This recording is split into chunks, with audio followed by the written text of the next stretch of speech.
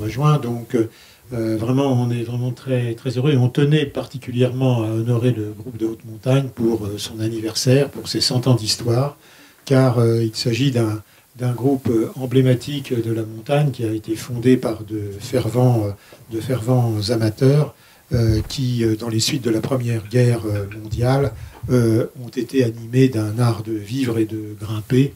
Ils se sont rassemblés d'abord, je crois, à Fontainebleau, et ils fondaient leurs actions sur à la fois la performance, mais aussi sur l'éthique et l'amitié. Et ce fondement de l'éthique et de l'amitié a perduré, et c'est ce que Gilles Modica traduit parfaitement dans sa galerie de portraits fervents de ces amoureux de la montagne. Donc Gilles Modica, vous pouvez nous résumer le principe de ce groupe de haute montagne qui est vraiment un exemple d'action commune et un exemple d'amitié. Oui, bonjour. Oui. Donc, je me présente. J'ai fait beaucoup d'alpinisme dans les années 70-80, en particulier dans le massif du Mont Blanc. Et à partir des années 90, je me suis plutôt consacré à l'histoire de la montagne, avec une série de livres. Donc là, par exemple, sur le GHM, sur le matériel, l'histoire du matériel de l'alpinisme, sur les premiers alpinistes français, après 1875, à la belle époque. J'ai encore fait des livres chez Guérin, donc avec l'âge d'or de l'alpinisme 1865, les grandes premières du Mont Blanc. Et donc là, le dernier livre, on est quatre auteurs, avec Bernard Vaucher, qui est aussi un historien de la montagne, Philippe Brasse et David Chambre, tous membres du GHM. Et on s'est partagé donc pour le centenaire de cette vénérable institution, au départ essentiellement d'amateurs. On s'est partagé le travail. Moi j'ai fait, grosso modo, on a fait chacun environ un quart de siècle. Voilà. Alors le GHM, il faut savoir que c'est une institution, comment dirais-je, parfaitement originale. Elle est née en fait d'un constat à partir de 1900, c'est-à-dire que certains amateurs, en particulier parisiens, trouvaient les guides beaucoup trop timorés. En fait, les guides n'avaient pas le niveau. Ils se contentaient de répéter des voix normales. Ça marche? Elle n'est pas ouverte. D'accord, excusez-moi. Je ne me suis pas rendu compte. Donc, ils avaient une clientèle de bourgeois pour qui les guides étaient vraiment, qui étaient en admiration devant leur guide, alors même que leur guide leur faisait faire des voies normales. Et donc, il y a un certain nombre ils étaient en général plutôt intellectuels, architectes, ingénieurs, parisiens, qui se sont dit, mais quand même, nous, on voudrait faire de la montagne sans guide, parce que finalement, les guides étaient paradoxalement un frein au grand alpinisme, ou à l'alpinisme de découverte. Donc il y a eu un noyau c'est assez amusant parce qu'au départ donc c'était essentiellement des Parisiens et des Blozards, c'est-à-dire qu'ils ont découvert la forêt de Fontainebleau. Ils ont découvert que malgré la faible taille des blocs de Fontainebleau, on pouvait faire de l'escalade très difficile. Et donc à partir de là, ils ont fondé ce qu'on appelle le groupe des Rochassiers. Pour vous donner une date, c'est 1907. Donc pendant toutes ces années, ils se sont entraînés en forêt, sur les blocs, et ils ont commencé à faire de l'alpinisme sans guide, ce qu'on appelait l'alpinisme sans guide. C'était une activité qui était déjà, comment dirais-je, très régulière, en particulier en Allemagne, dans les pays en Autriche, un peu en Italie, en Angleterre aussi. Et en France, en fait, il n'y avait pratiquement pas d'alpinistes amateurs, d'alpinistes sans guide, d'alpinistes qui osaient se lancer en montagne, en particulier sur les glaciers, sans guide. Donc du coup, ils s'y sont lancés malgré un peu, comment dirais-je, des rumeurs, les mauvaises langues, les guides n'étaient pas très contents. Après, il y a eu donc, ça c'est avant 1914, il y a eu la guerre, grande coupure, et en 1919, ils avaient déjà initialement, avant la guerre, prévu donc, de fonder leur groupe. Ils ont fondé ce qu'ils ont appelé donc, le GHM, le groupe de haute montagne. C'était donc chargé de, comment dirais-je, sa fonction c'était de développer l'alpinisme d'exploration, l'alpinisme d'audace, essentiellement pour des amateurs. Et par ailleurs, il voulait se démarquer du club alpin français. Pourquoi? Parce que le club alpin français, il suffisait de payer une cotisation pour entrer au club. Le GHM, lui, s'est voulu dès le début élitiste, résolument élitiste, et il a demandé dès le début à la fois un parrainage, donc de la part de ses membres, et ensuite surtout une liste de courses. Alors il y avait un barème pour la liste de courses, une liste de courses sans guide, c'était 200, une liste de courses avec guide, c'était 100. Et quand vous aviez un certain nombre de points, vous présentiez donc votre candidature au GHM. Voilà les origines donc de cette institution qui est restée longtemps une institution d'amateurs, quasiment jusqu'à l'après-guerre, jusqu'après 1945. Donc je ne sais pas si, bon là on a le massif du Mont Blanc juste en face, je ne sais pas si vous connaissez un peu les grandes voies glaciaires, mais effectivement donc ils se sont lancés, en particulier en face nord de l'aiguille du Plan.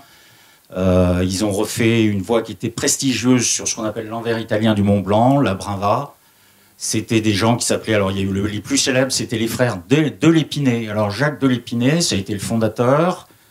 Et déjà à Fontainebleau, il épatait un peu la galerie. On l'appelait la sauterelle du Bas-Cuvier. C'est un massif, sauterelle de Fontainebleau. Il sautait de bloc en bloc.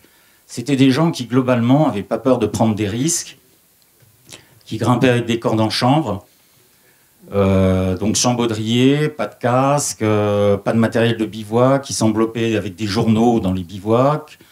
C'était des crampons 10 pointes, ils grimpaient toutes pointes en crampons. L'une des voies les plus célèbres qui est assez extraordinaire, c'est ce qu'on appelle le couloir Lagarde, au droite. Alors là aussi, je ne sais pas si vous connaissez, c'est le cirque d'Argentière. Vous avez un grand couloir, bon là, en ce moment, je pense qu'il est plutôt globalement à sec. Il se fait maintenant en hiver.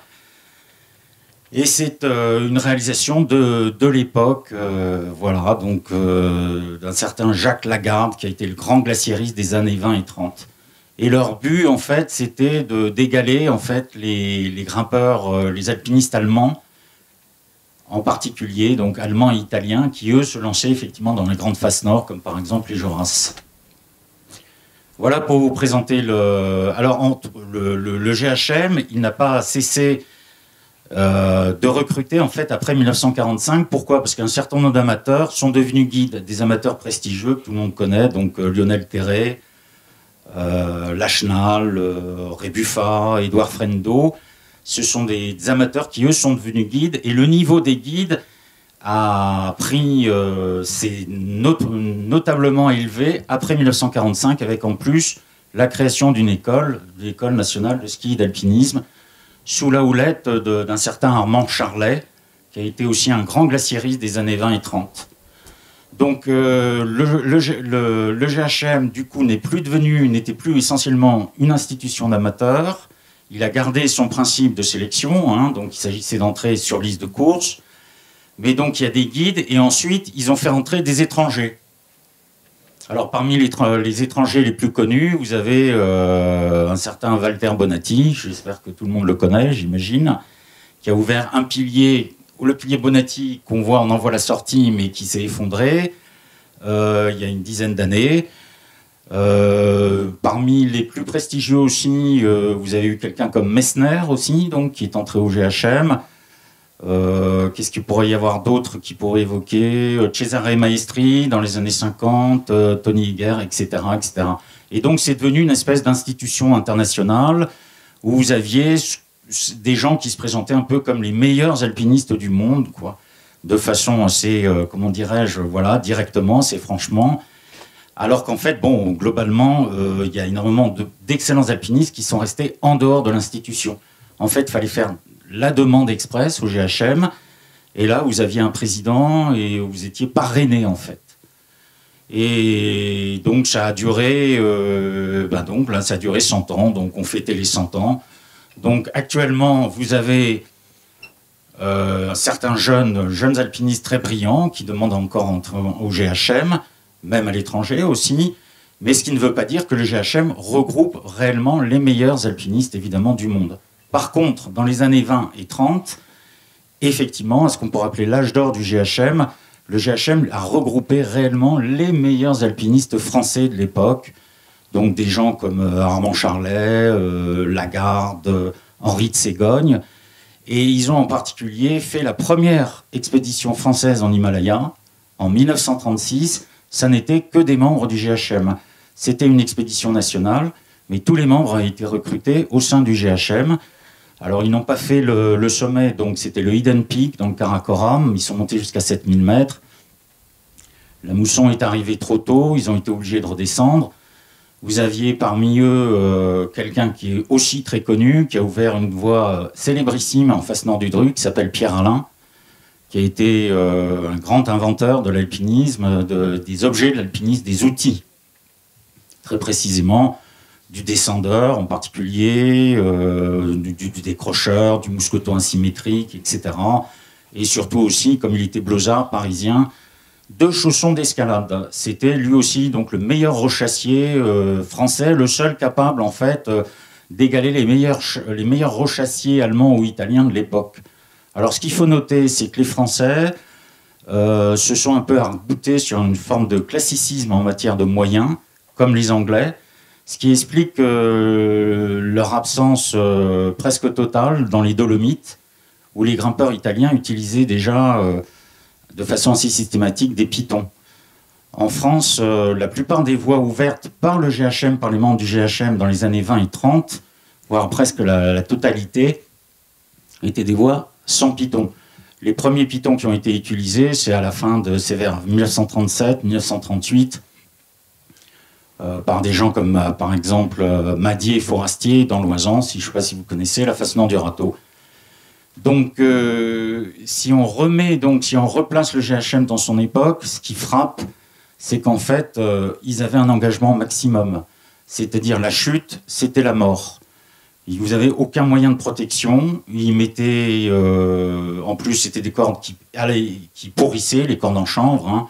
Donc, il y a eu des cas comme ça de cordes qui ont claqué bel et bien sur des chutes même mineures, hein, de 10 à 15 mètres.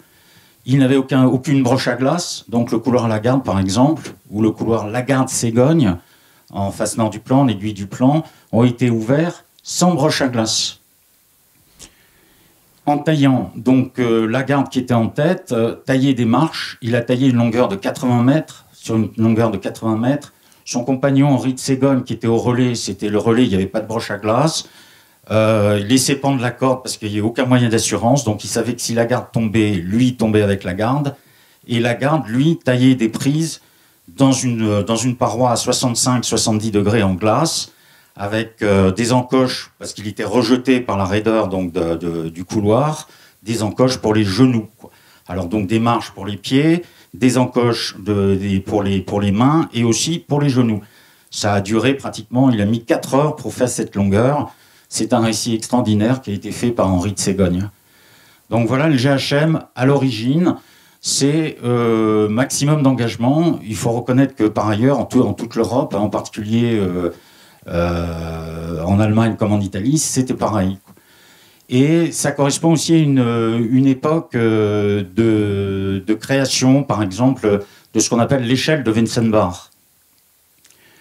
Les Allemands ont décidé jusqu'à présent, quand on faisait une course, on disait une course, elle est plus ou moins difficile, plus ou moins dangereuse. Donc c'était un vocabulaire très, vague. On a décidé de coter. Donc c'est un Allemand qui s'appelle Wilhelm Wenzenbach, qui est très connu, qui a décidé de faire une échelle de cotation à 6 degrés, quoi. La dernière étant la cotation Sesto supérieure est extrêmement difficile supérieure, quoi. Et c'est ce qu'on a appelé donc la bataille du 6e degré. Il y a eu des polémiques au sein du GHM, en particulier entre un tenant des classiques, c'était Étienne Brûle, qui était un romancier, qui a écrit Meurtre à la Meige en particulier, et un certain Lucien Devy, qui lui grimpait avec un Italien très connu qui s'appelle Giusto Gervasutti, qu'on appelait il Fortissimo. Et Devy voulait introduire donc l'échelle de 6 degrés au sein donc de l'alpinisme, de façon français, donc de façon à ce que chacun puisse coter, donner un chiffre, donner un chiffre à une paroi qui auparavant était qualifiée seulement de difficile ou plus ou moins difficile, quoi. Alors c'est très intéressant puisque Lucien Devy, lui, Ça a été un membre éminent du GHM, il en a été le président. Ensuite, ça a été l'une des personnalités dominantes, on va dire, du XXe siècle dans le monde de l'alpinisme. On en parle assez longuement dans le livre. Il y a Claude Deck donc, qui a fait son portrait, parce qu'en fait, Lucien Devy, après avoir été très actif sur le terrain dans les années 30, vous avez des voix, donc, en particulier dans l'Oisans, Devy, Jarézuti, qui sont très connues, à Lolan, à l'Aile Froide, entre autres. Et à partir de 1945, il s'est transformé un peu en, comment dirais-je, en chef d'état-major un peu de l'himalayisme français, des grandes expéditions.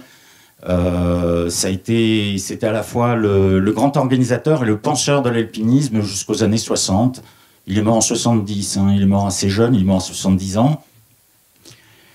Et vous retrouvez effectivement cette figure dans le cadre, par exemple, de grandes expéditions nationales comme l'Annapurna ou le Makalu. Alors, l'Annapurna, donc, c'était des membres du GHM, des gens comme, par exemple, Jean Cousy, Lachenal, Terré, Lachenal. Ensuite, vous avez eu le Makalu, grande victoire, un peu oubliée, mais qui a été exceptionnelle aussi, au Makalu en 1955, avec Jean Franco. Ou Serge Coupé, je ne sais pas si vous connaissez aussi Serge Coupé, qui est mort récemment. Hein. Et ils sont montés jusqu'à 8500, donc jusqu'au sommet 8400 et des poussières, là au Makalu, c'est l'un des plus grands sommets de l'Himalaya. Ils avaient de l'oxygène, mais par ailleurs, ils n'ont rencontré aucune difficulté. Ça a été de la vie unanime, presque une promenade. Ils sont tous montés au sommet. Vous aviez un des gars qui s'appelait André Vialat, qui était un grand alpiniste de l'époque, qui a fumé 2 Celtiques au sommet, c'est amusant, à 8400 mètres, c'est extraordinaire. Il n'y avait pas un poil de vent. Il faisait plus beau qu'aujourd'hui. Bon, là, on voit qu'il y a un parapente mais bon, il n'y avait absolument pas de vent. Et Lucien Devy, donc, est derrière toutes les expéditions. Makalu, le pilier du Makalu, ensuite, avec des gens comme, Parago, hein, célèbre, Parago, Berardini, Yannick Seigneur. Vous le trouvez partout, derrière pratiquement toutes les initiatives françaises à l'étranger, en particulier à la Concagua aussi. Enfin non, à la Concagua, non, c'était une expédition déjà plus individuelle, mais par exemple au Huascarán, ou en Alaska, sur le Huntington et en Himalaya. Voilà, donc alors ce livre... Il reprend donc toutes les périodes. Moi, j'ai traité la première période, c'est pour ça que j'en parle assez longuement. On devait être 3 à le présenter, donc il y a un malade, c'est Jean-Marie, donc qui est resté chez lui. Bernard Rocher devait monter de Marseille. Lui, il traitait de la grande période, par exemple, au Fitzroy, au Makalu. Donc il n'est pas là non plus. Donc ce que j'ai essayé de faire, c'est à grands traits vous présenter un peu le GHM, son histoire. Actuellement, il est présidé par Christian Tromsdorf, trésorier Jean-Jacques Prieur, c'est aussi un grand alpiniste, et c'est une institution qui cherche un peu un renouvellement. Hein, donc, elle ne va pas entrer au musée, mais enfin, le problème, c'est qu'actuellement, on cherche effectivement du sang neuf, quoi. Voilà. En particulier pour présider, relancer parce que l'activité, elle est toujours là, en haute montagne, mais par contre, le GHM a perdu un peu de son prestige, il n'est pas assez présent dans les médias. Donc, il y a Catherine Destivelle qui a un peu essayé aussi de reprendre donc, l'idée de médiatisation. Il y avait une revue qui a disparu, la revue SIM, en 2015. On va essayer peut-être de relancer une revue. Et là, l'occasion des 100 ans était toute trouvée pour faire parler de ce groupe qui, bon, maintenant, est encore quand même toujours très présent. Donc, vous avez par exemple, dernièrement, donc l'Annapurna, les vainqueurs de l'Annapurna, du versant sud, là, de la voie extrêmement engagée. Yannick Graziani, donc, fait partie du GHM. Mais on manque un peu de visibilité médiatique, en particulier donc par exemple au sein de la revue du CAF ou même au sein de la grande presse. Voilà. Alors bon, par ailleurs, je vous présente pas Bernard Ami, tout le monde le connaît, je pense, j'imagine. Et donc lui aussi membre du GHM, il a bien connu le GHM, je crois que tu y es entré dans les années 70.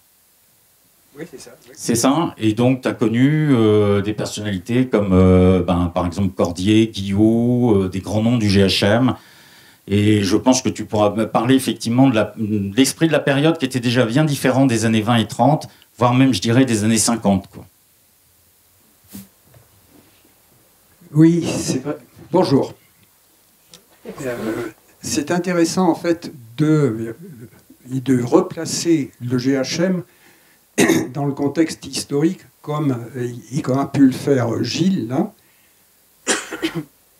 Mais je pense qu'il faut même revenir plus loin en arrière et voir que le GHM a été une institution qui, dès sa naissance, a été très française. Parce que tout ce qu'a décrit Gilles sur les conflits entre les guides, entre les grimpeurs et le club alpin, tout ça, c'était très très français. À l'époque, en Angleterre, en Autriche, en Allemagne, les guides étaient beaucoup plus entreprenants. Et il faut savoir que, par exemple, en Angleterre, au moment où les Anglais ont créé le Alpine Club, donc le club alpin anglais, peu après, je crois, il y a eu le club alpin français, mais le club alpin anglais est resté un club élitiste. C'est-à-dire que pour entrer au club alpin en Angleterre, il faut avoir des parrains, il faut y montrer sa compétence. Donc on est un peu dans le cas du GHM. Et les Anglais n'ont pas du tout eu le même problème qu'en France, où en fait le courant historique de la montagne contemplative, telle qu'ont pu en fait la vivre les premiers alpinistes, comme ça, chez les Anglais, le courant contemplatif n'a pas vraiment pris. Alors qu'en France, il y a eu au sein du club alpin, dès le départ, des gens qui considéraient que l'escalade technique, tout ça, c'était pour des fous, c'était pour des gens qui faisaient ce qu'un alpiniste anglais, Ruskin, appelait aller sur des mâts de cocagne. Voilà. Et donc c'était très, très méprisant. Et ce mépris pour l'alpinisme technique a fait qu'il y a eu le GHM. Dans les autres pays, ça n'a absolument pas été le cas. Et d'ailleurs, il y a beaucoup de grandes premières techniques d'avant donc la Première Guerre qui ont été faites ici à Chamonix par des gens qui étaient allés chercher des guides en Autriche. Je pense à Knübel, par exemple. Il y a une fissure Knübel, donc, dans les aiguilles de Chamonix. Bon, pourquoi est-ce qu'il a fallu aller chercher un guide en Autriche pour faire des voies techniques dans les aiguilles de Chamonix? Voilà. Donc il y avait vraiment ce problème entre l'alpinisme contemplatif et l'alpinisme technique. Voilà. Alors il se trouve qu'en France, ça a été résolu grâce au GHM. Et le GHM que j'ai pu connaître moi dans les années 70, donc, tu parlais de Cordier, de quelques autres qui ont été Guillot, qui ont été des grands membres du GHM. Là, on ne se posait même plus la question de savoir si l'alpinisme très très technique, les grandes difficultés étaient un problème ou pas. Si on allait grimper en montagne, c'était pour chercher la difficulté. Ça, c'était très clair. Et tous ces grands grimpeurs-là sont entrés au GHM tout simplement parce qu'à l'époque, une fois qu'on avait résolu un certain nombre, réalisé un certain nombre de grandes courses, on entrait naturellement au GHM. Et donc, en général, quelques vieux membres du GHM, ils venaient vous voir et vous disaient « Tiens, tu pourrais déposer ta candidature ». Parce qu'il a toujours fallu être candidat. Ce n'est pas le GHM qui demandait à quelqu'un d'y devenir, il lui demandait d'y candidater. Aujourd'hui, je pense que les choses ont un peu changé. Tout simplement parce que il y a eu très rapidement au sein du GHM un autre problème dont Gilles n'a pas vraiment parlé, qui était que dès le départ, le GHM s'est organisé en association loi 1901 et donc en club. Donc c'était un club de montagne. Et en tant que club de montagne, le GHM a été dès le départ affilié à la Fédération française et de la montagne. Sauf que c'était un club un peu particulier et par rapport aux autres clubs de montagne tels que tous les clubs alpins, les autres, ce qu'on appelait donc les petits clubs, c'est que le GHM était un club de montagne qui n'organisait aucune formation à l'alpinisme, qui ne faisait pas de camp d'été, qui n'avait pas de sortie GHM, qui n'avait pas... C'était un club à part. Et tout le long de son histoire, il a eu des problèmes avec les autres clubs de la fédération.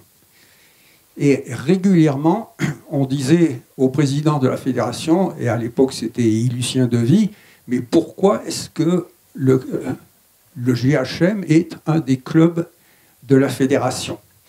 Et alors, derrière tout ça, il y avait le fait que cette tendance à ne pas être un club de montagne au sens club alpin venait aussi du fait que les gens qui avaient candidaté et qui avaient été admis au sein du GHM ne pratiquaient pas vraiment beaucoup l'esprit club. Ils ne se rassemblaient pas dans des camps l'été, ils ne faisaient pas des courses ensemble entre membres du GHM. Et donc, pour beaucoup, le GHM était plus une décoration. C'est-à-dire, on avait la médaille du GHM. Un jour, on parlait ce matin de la reconnaissance sociale. Pour eux, c'était ça. J'ai été un alpiniste qui a réussi un grand nombre de courses très, très, très difficiles. C'est normal qu'on me donne la médaille du GHM. Et à partir de là, on n'allait plus dans les réunions, dans les rencontres, voilà. Et donc, il y a toujours eu cette tendance entre essayer de faire du GHM un club de montagne et en même temps, la tendance, par beaucoup de membres, à ne le considérer que comme une décoration. Aujourd'hui, je pense qu'il y a quand même pas mal de jeunes qui cherchent à revenir vers le GHM, mais le GHM est toujours une association en loi 1901. Récemment, il y a eu à Chambéry une assemblée générale.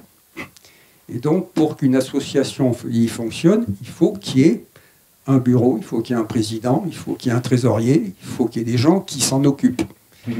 Or, le propre des membres du GHM, qui entrent au IGHM, c'est qu'ils ne sont pas au GHM, ils sont en montagne. Et ils ont autre chose à faire que de s'occuper de leur club. Et alors, je ne sais pas du tout comment est-ce que ça va tourner. Est-ce que... L'avenir du GHM, oui, ben, bien sûr, là... Donc actuellement, je pense que Christian Tromsdorf, effectivement, bon, c'est d'ailleurs curieux qu'il ne soit pas là, mais je pense qu'il est, bon, il est guide aussi. Il est président de 2 autres associations, l'association des guides français, une association aussi internationale des guides. Donc il est très occupé, et donc on pense effectivement à trouver éventuellement un autre président, donc qui s'occupe plus directement du GHM. Qui soit aussi plus actif à tout point de vue, à la fois dans les médias, sur le terrain, qui est une 40aine d'années. Donc le GHM, on va dire, cherche son second souffle. Trop tard. Ah, trop tard. Eh ben voilà.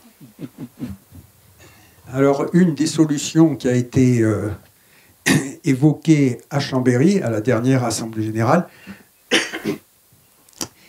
ça a été de profiter du fait que le GHM à Chambéry a pris la décision historique de quitter la FFME, la Fédération française de la montagne et de l'escalade.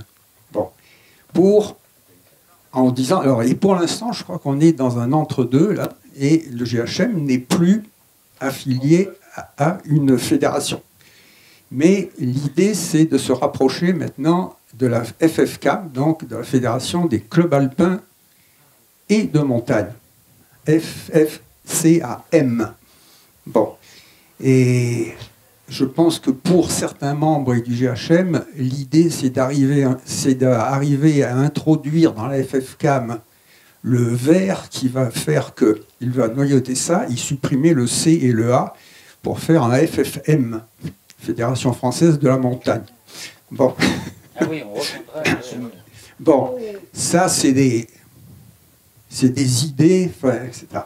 Mais cette idée, c'est que pour certains, l'idéal serait que le GHM ne soit plus une association loi 1901, donc un club, mais devienne une instance de la FFCAM et donc redevienne la fameuse décoration. C'est-à-dire que la fédération récompenserait, honorerait certains alpinistes en leur donnant la médaille du GHM. Il n'y aurait plus de problème de cotisation, il n'y aurait plus de problème de gérer l'association, etc. Tout ça, c'est en discussion, tout ça, donc c'est dans les années qui viennent qu'on va savoir ce que va devenir réellement le GHM. À mon avis, il y a une chose qui ne va pas disparaître, c'est pas en fait l'association, pas l'association, il y a quelque chose qui ne va pas disparaître, c'est le GHM. C'est le groupe de haute montagne, c'est-à-dire le groupe des alpinistes qui font des grandes courses en montagne. Et ça, je pense qu'il y en aura toujours. Et il y aura toujours l'envie pour ces alpinistes de se regrouper et de faire et connaître leur alpinisme de très haute difficulté. Et de laisser perdurer l'esprit qui a présidé à la fondation de ce groupe. Parce qu'au départ, Gilles l'a dit très bien, je veux dire, c'était un groupe élitiste formé par des amateurs éclairés qui venaient de Paris, qui s'entraînaient à Fontainebleau. Et comment ont-ils été perçus par les gens de Chamonix, et notamment par... Ah ben alors justement, oui.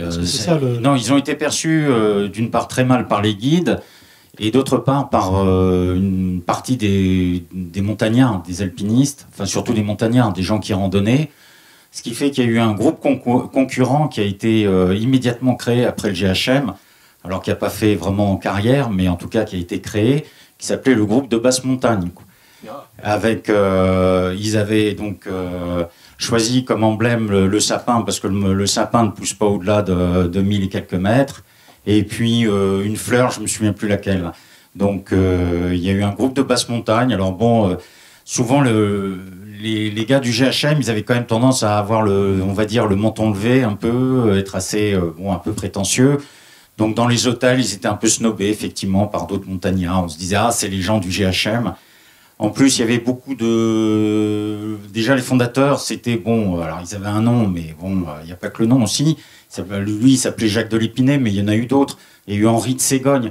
Donc, c'était un peu des grands bourgeois parisiens. Hein. Donc, il y a eu des fois un peu quelques frictions. Et puis, alors, les guides, eux, étaient carrément furieux d'être pris pour ce qu'ils étaient, en fait, parce qu'à l'époque, il y avait beaucoup de branques.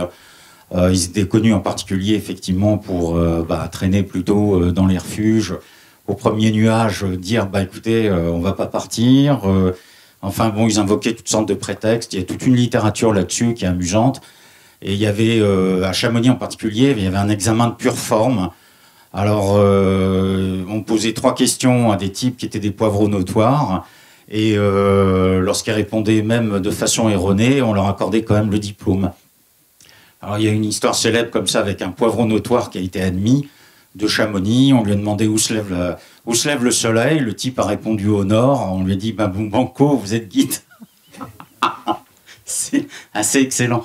Donc, effectivement, il y a des poivreaux qui, en fait, se contentaient de monter au refuge du couvercle ou de monter, de faire un peu d'école de glace sur le glacier des Bossons. Après, vous aviez des grands guides. Mais justement, le plus grand guide de l'époque, c'est ce qu'on appelle, c'était Armand Charlet. Lui-même disait que ses confrères étaient souvent un peu trop au bistrot. C'est pour ça que du coup, lui, il avait adopté un régime extrêmement sobre. C'était jamais d'alcool, jamais de tabac. Donc, c'est comme ça qu'il a pu faire effectivement énormément de premières. Mais il y a eu encore une anecdote assez célèbre entre Armand Charlet et Lucien Devy. Ils sont allés faire je crois que c'était au col du Dolan, dans ce secteur. Donc la descente était délicate, c'était une neige de l'après-midi, il fallait cramponner toute pointe et tout. Et Devy regardait Charlet, lui disait bah, dites donc, pour un guide, vous cramponnez bien. Ouais. Il n'y a pas de petit plaisir. Bon. Donc voilà, mais à part ça, bien sûr que les guides, voilà, hein, on parle, tous les guides n'étaient pas comme ça. Là, c'est un peu pour caricaturer, pour l'anecdote, on va dire. Mais c'est vrai qu'il y avait un fond de vérité. Bon, moi, j'ai bossé en station, c'est vrai qu'en Savoie, on a toujours bien levé le coude, quoi, c'est tout, ou en point barre, quoi. Et c'est vrai qu'à Chamonix, on levait un peu plus le coude, puis c'est tout. Mais les Anglais, déjà, à la belle époque, disaient cela. Hein. Et puis beaucoup de guides sont devenus membres du GHM et vice-versa. Alors après, oui, comme je le disais, il y a beaucoup d'amateurs ou de guides de Chamonix qui sont devenus, bien sûr, membres du GHM, à commencer par Armand Charlet. Lui, il est rentré dès les années 30. Il a été admis d'office, évidemment, puisque c'est lui qui a ouvert la plupart, pas la plupart, mais beaucoup de grandes voies glaciaires dans les années 20 et 30 dans le massif du Mont-Blanc. Alors en particulier, bon, la face nord du Plan, le couloir couturier à l'Aiguille Verte, le Nant Blanc, là, on ne le voit pas, mais on voit la sortie du Nant Blanc là-bas, sous la calotte. À l'époque, c'était vraiment... Et il a ouvert une voie un peu à droite du Nant Blanc, qui était encore plus dure, avec un certain Camille de Boissou en 1928. Ce qui apparaît dans ce livre, c'est à la fois le côté élitiste, tu l'as très bien décrit, mais aussi le côté lié à l'exigence des membres du GHM, et aussi leur côté festif. Et ce côté festif, on le retrouve très bien dans cette galerie de portraits qui sont brossés au travers des différentes époques du groupe, et puis on le retrouve aussi dans les livres qui ont été consacrés, que ce soit à Mazo, à Parago, etc.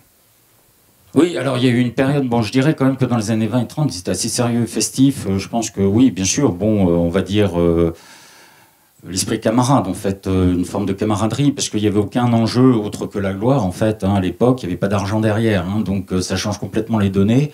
Alors qu'à partir des années 60-70, de plus en plus, bon, il y a eu des enjeux commerciaux hein, dans les rivalités entre alpinistes. Mais oui, effectivement, il y avait une franche camaraderie. C'était justement ce qu'on... Parce qu'en plus, ce qu'il faut savoir à l'époque, c'est qu'on allait chercher les morts, hein, donc, et qu'on organisait les secours. Lorsqu'il y avait des cordées en difficulté, les membres du GHM étaient tout de suite, qui étaient présents, étaient immédiatement, évidemment, volontaires et se portaient au secours des blessés. Ou, beaucoup plus sinistre, la descente des cadavres.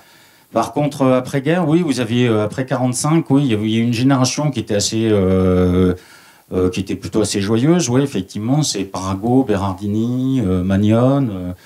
voire après, plus tard, vous avez Mazo, des types comme ça, qui effectivement étaient connus pour faire voilà, quoi, bon... Comment ? Amérique-sur-Lyon. Voilà, c'est ça. Et donc, ils ont fait pas mal de... Bon, il y a pas mal d'anecdotes qui tournent, effectivement, sur... en particulier, ils s'entraînaient au Saussois, bon, à Fontainebleau, ils ont fait pas mal de... c'était un peu limite, on va dire, des blagues, quoi, des canulars. Et puis, et pareil, à Chamonix, il y a l'hôtel de Paris. Mazo, effectivement, parle dans ses bouquins des grandes bringues jusqu'à l'aube, après les courses, quoi. Voilà. Est-ce que c'était parce que la montagne était pour eux un plaisir, un loisir, alors que pour les guides, c'était un métier eux pouvaient peut-être se permettre de venir de Paris, traverser la France en 2 chevaux le vendredi soir et vers la Bamboche le samedi soir, alors que pour les gens du coin qui étaient guides, est-ce que l'esprit était différent dans la mesure où ils étaient obligés de travailler différemment, ils avaient une autre conception de la vie? Est-ce qu'il y avait une différence sociale à ce niveau-là? Alors je pense qu'on en revient ici à la différence sociale, justement, là. Dont on parlait, là. Et ce fameux élitisme qui a toujours été perçu comme une caractéristique des alpinistes. Et c'est vrai qu'au départ, et comme l'a expliqué Gilles, le GHM, le club alpin aussi, était très grand bourgeois, des gens presque nobles, enfin, etc. Donc c'était en fait des aristocrates. Bon. on retrouve ça je parlais là en fait de l'Angleterre, de l'Italie, de l'Autriche, etc. Ça n'a pas du tout disparu. Il se trouve que en France, le côté aristocratique a peu à peu s'est trouvé presque dissous par l'arrivée, en particulier au GHM, de gens comme Parago, justement, qui venaient, eux, de clubs alpins qui étaient du côté de Boulogne-Billancourt, là-bas. Et c'était donc tous ces clubs ouvriers qui sont arrivés, qui sont entrés dans l'alpinisme et qui tout de suite ont fait de l'alpinisme de très haut niveau et ont fini par s'imposer auprès des aristocrates, genre Lucien de Vie. Et il faut voir les discussions qu'il y avait entre Lucien de Vie, le grand bourgeois, et Robert Iparago, le petit ouvrier. Voilà. Bon. Mais ils se retrouvaient dans cet accord sur l'alpinisme, sur la montagne, sur le truc. J'ai dit qu'en Angleterre, le club alpin, lui, est resté très aristocratique, très élitiste. Aujourd'hui, pour ceux qui vont au festival de Trento chaque année, là, vous savez qu'on est accueilli à Trento par la SAT, la Società Alpinista di Trentino. Bon. Donc c'est la section du club alpin italien de Trento. Mais il y a une soirée SAT et il y a une soirée SOSAT. Et la SOSAT, c'est la société Obras. Donc c'est le club alpin ouvrier. Donc il y a deux clubs, le club alpin et le club alpin ouvrier. Voilà. Et ils continuent de coexister. Voilà. En Suisse, à Genève, il y a longtemps eu un club alpin suisse des femmes alpinistes. Et les femmes ont été admises au club alpin il n'y a pas si longtemps que ça. Donc toute cette tendance élitiste et des alpinistes, elle a toujours en fait perduré. Et il se trouve qu'en France, grâce justement à des ouvriers qui sont venus et qui ont bousculé en fait les traditions. Mais c'est des traditions qui venaient du temps où les premiers alpinistes allaient dans les hautes vallées et de Loisan et débauchaient des agriculteurs pour en faire des guides. Voilà. Et étaient eux en fait les messieurs, les fameux monchus de Chamonix. Alors, ce qu'il faut préciser par ailleurs quand même, c'est que le GHM admettait des femmes hein, dès sa création. Donc en particulier, il y en a une qui est assez connue parce qu'elle a écrit un bouquin classique qui s'appelle Encordé, Micheline Morin, qui était la sœur de Jean-Antoine Morin, qui était membre du GHM, et donc elle a été admise avec d'autres femmes. Et assez rapidement, comme elles ont créé ce qu'on a appelé des cordées féminines, des cordées 100% féminines. Alors il n'y avait pas seulement donc la première féminine d'une paroi. Alors voilà, c'est ça qui est amusant, parce que vous avez la première ascension féminine d'une paroi, c'est quand une femme est derrière un homme. Après vous avez la première ascension féminine, c'est quand une femme est devant un homme. Et après vous avez la première ascension essentiellement féminine, c'est quand vous avez deux femmes qui sont encordées, quoi. Ça, c'est pour la petite histoire, c'est pour montrer effectivement que dans l'alpinisme, attention, là, vous entrez, ça devient assez vite compliqué dans les premières. Hein. Donc, Micheline Morin, effectivement, elle a joué un rôle important pendant une vingtaine d'années. Elle s'est mariée avec un alpiniste, Gérard Blacher. Ils ont fait énormément de voies dans l'Oisan pendant la guerre. Il y a aussi ce qui est intéressant, c'est l'activité du GHM pendant la guerre. On est assez surpris, parce que finalement, pendant la guerre, écoutez, vous avez eu l'armistice, il y a eu 2 zones, mais tous ceux qui étaient en zone non occupée, donc sous le régime de Vichy, ont pu continuer à grimper, alors même qu'il y avait une partie, effectivement, de la Savoie et de la Haute-Savoie qui était sous occupation italienne. Les Italiens étaient, je dirais, bonne patte, et c'est le cas de le dire, et effectivement, ils laissaient passer. Les Français ont pu, jusqu'en 1942, faire de l'alpinisme absolument librement. Par contre, ceux qui habitaient sur Paris, qui étaient en zone occupée, c'était beaucoup plus compliqué. Il fallait franchir la ligne de démarcation.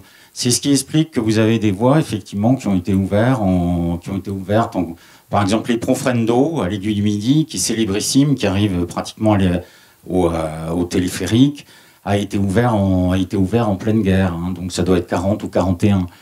Mais ce qu'on oublie en fait, c'est que la France a été pendant 2 ans, bon, il y a eu une partie zone non occupée où la vie a repris absolument son cours normalement. Et ensuite, vous avez eu plusieurs périodes parce que bon, vous avez effectivement l'occupation allemande, donc l'occupation de la zone non occupée, donc la France de Vichy.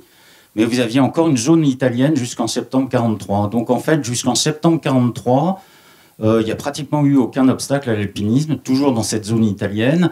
Vous avez par exemple un film célèbre qui a été tiré donc, de Premier de Cordée, de Frise-en-Roche, qui a été tourné en fait à l'Aiguille du Moine, au refuge du Couvercle, à l'été 1943. Donc vous voyez, c'est pour dire que l'activité a continué.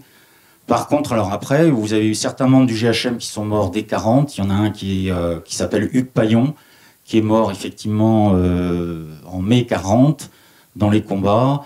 Vous avez eu un des frères Vernet qui a été déporté, donc lui en 44. Enfin, donc ils ont l'un qui est l'un des moins connus qui s'appelle Paul Hérault,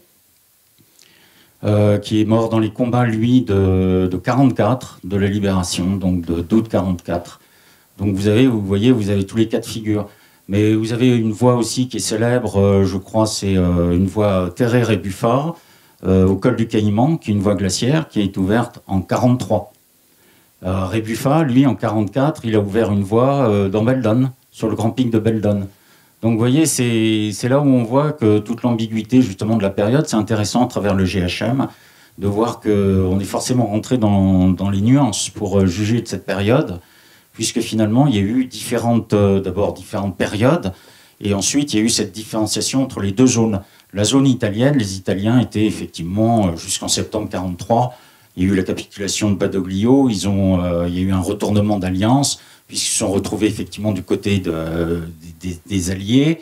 Mais donc, ça, c'était très bien raconté, par exemple, comme quelqu'un comme Serge Coupé, qui est mort récemment, qui a fait de la résistance à Chambéry, et qui disait, oui, avec les Italiens, avec les Piaf, comme ils les appelaient, il n'y avait aucun problème.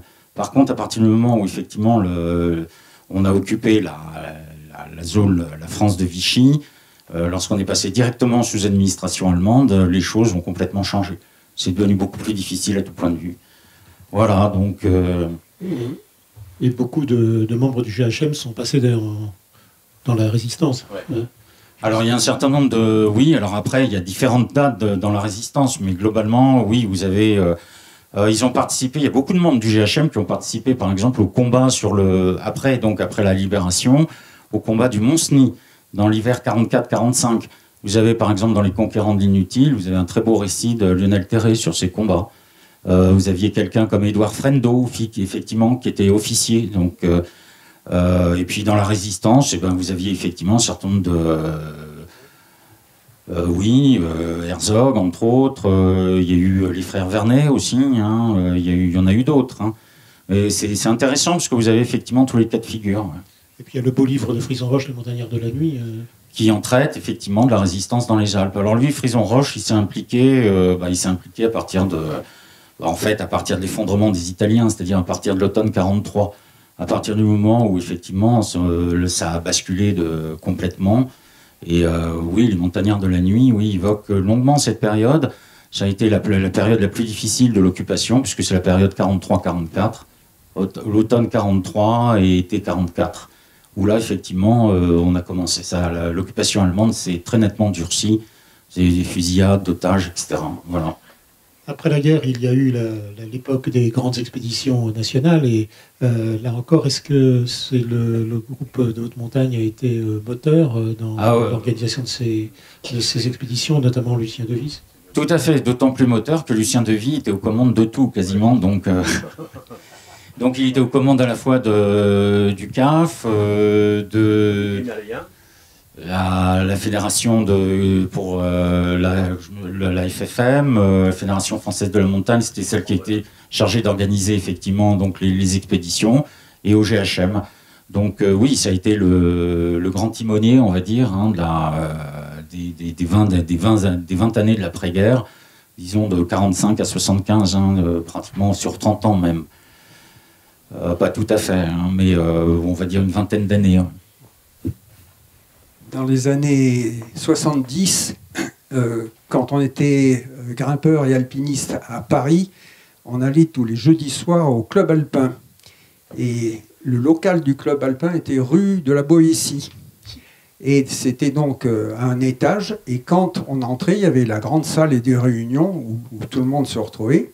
Puis il y avait la porte du Saint des Saints. On entrait, il y avait un couloir et il y avait 3 bureaux. La revue La Montagne, la Fédération de la Montagne et le GHM. C'était les 3 bureaux dans le même couloir. Et il y avait Lucien Devy qui était dans les 3.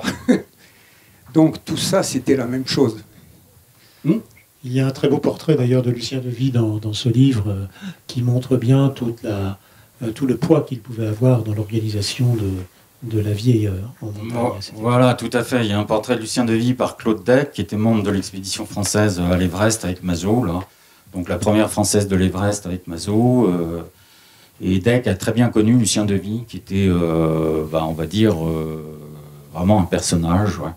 Et bon, lorsque vous répétez ses voix en tant qu'alpiniste, ça a été un très grand alpiniste, on l'oublie, parce que bon, on a surtout enregistré qu'il était un excellent organisateur, administrateur, mais c'est surtout que dans les années 30, avec Gervasuti, bon, alors il était en second, d'accord, mais il n'empêche que, bon, dans des voies comme l'aile froide, là, de Gervasuti à l'aile froide, de Gervasuti à Lolan, vous avez aussi une voie au Pic Gaspard, donc c'est des voies très engagées, et comme toujours à l'époque, donc il faut toujours replacer les choses dans leur contexte, et en particulier leur contexte matériel, purement physique.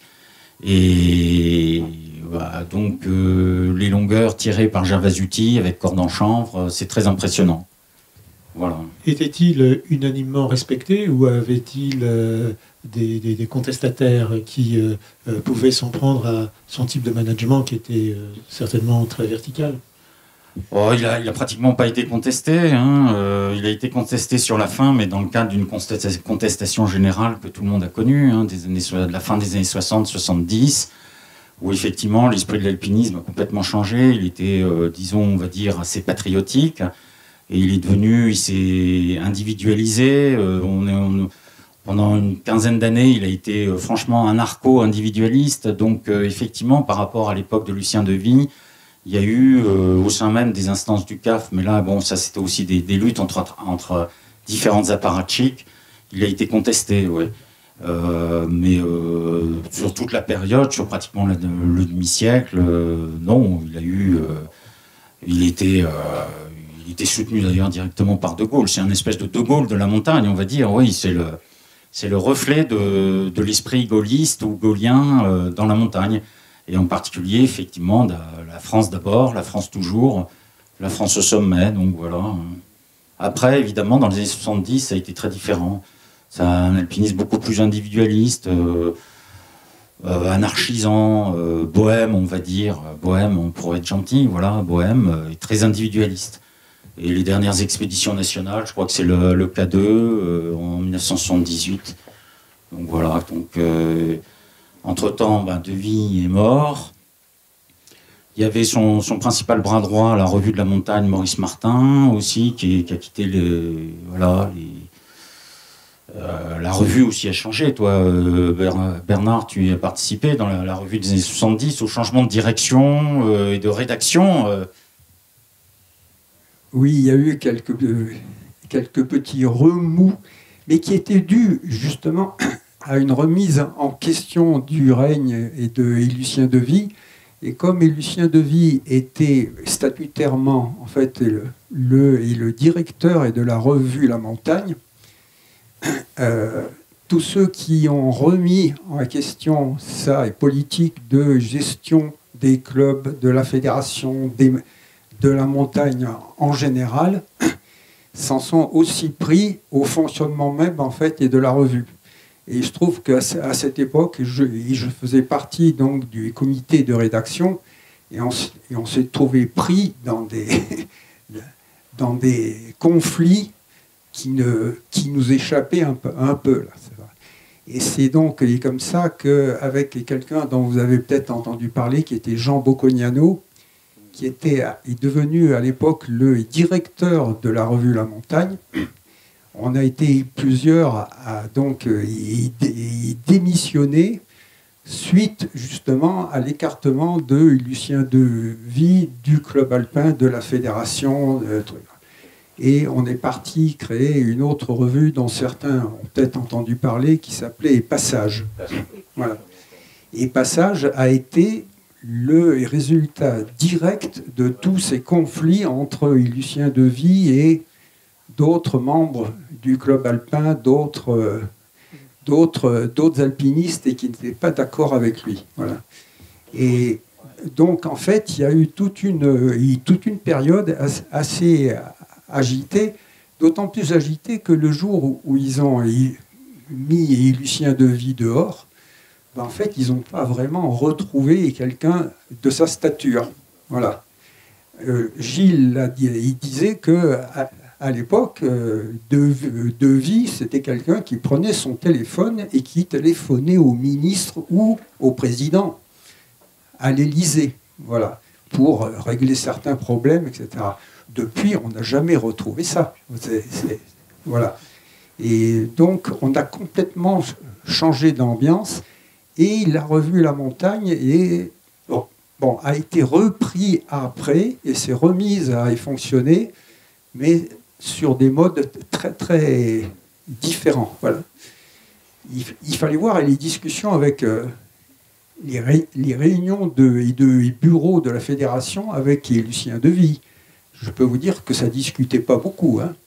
Il avait tous les dossiers, il les ouvrait, il disait voilà, il y a ça, il y a ça, il y a ça. Nous avons pris la décision de, tout le monde est d'accord, oui, hop, et on passait à autre chose.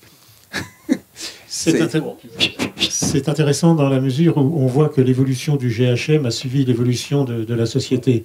Et il y a eu, dans les années 70, à la fois une révolution sociétale vers davantage de contestation de l'autorité et vers davantage d'autogestion avec les limites du genre qu'on a tous connues et dont on a tous plus ou moins pâti. Et puis, il y a eu probablement dans le monde de l'alpinisme un changement de concept avec effectivement le passage d'un alpinisme d'État, je dirais, à un alpiniste non pas plus individualiste, mais pratiqué davantage en style alpin. Et ce changement de société a peut-être correspondu à ce changement de style. Oui, tout à fait. Dans les années 70, c'était complètement différent. C'était à la fois, donc, oui, style alpin. Non, ça c'est... Style alpin, quand on parle de style alpin, c'est en Himalaya, donc c'était des styles, une cordée, sans soutien, sans petite expédition, hein, sans Sherpa. Donc moi je dirais surtout que c'est devenu individualiste, c'est-à-dire que bon, on faisait partie nécessairement du CAF ou du GHM, et à partir d'un certain moment, des très forts alpinistes pratiquaient de façon individuelle, soit tout seul, soit en cordée. Il y a eu la généralisation du solo, par exemple, pour parler d'une technique qui était rarissime chez les Français, qui s'est généralisée dans les années 70. Vous aviez juste un de maison qui faisait du solo, à peu de choses près. À partir des années 70, il y a beaucoup de gars qui ont fait du solo. Et puis les cordées alpines, effectivement, au lieu de partir en expédition nationale, on partait au Pérou, en Alaska ou en Himalaya, effectivement, à 2 ou à 4. Et ça s'est généralisé dans tous les pays, par contre. Mais oui, il y a un esprit assez contestataire, ouais, on va dire, voire même très contestataire dans les années 70, avec beaucoup de dégâts, je dirais, quand même, malgré tout. Hein, puisque, bon, il y a toute une partie de, comment dirais-je, de gens qui ont voulu faire de l'alpinisme visionnaire. Donc pour être visionnaire, il fallait aller à l'extrême de la fatigue ou éventuellement prendre certains produits qui permettaient ce type de vision. Donc ça, c'est une caractéristique des années 70 qui fait que certains grands grimpeurs, eux, ne sont pas morts en montagne, mais sont morts d'overdose.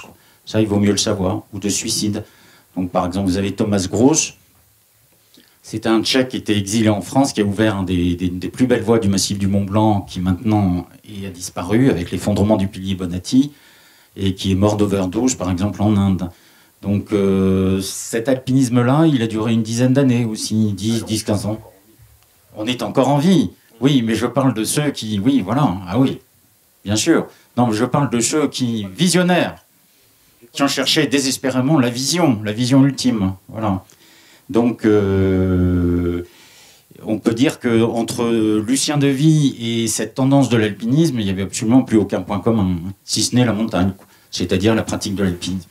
Heureusement sont arrivés de nouveaux alpinistes comme Christophe Profit, par exemple, dans les années... Alors, oui, Christophe Profit, c'est une date, parce que c'est l'arrivée, c'est un autre alpinisme. On est revenu on va dire, à l'alpinisme méthodique, avec entraînement méthodique, avec Béraud, Profit. C'est des gens qui se sont mis à s'entraîner comme... on a eu dernièrement Ulichtek, par exemple.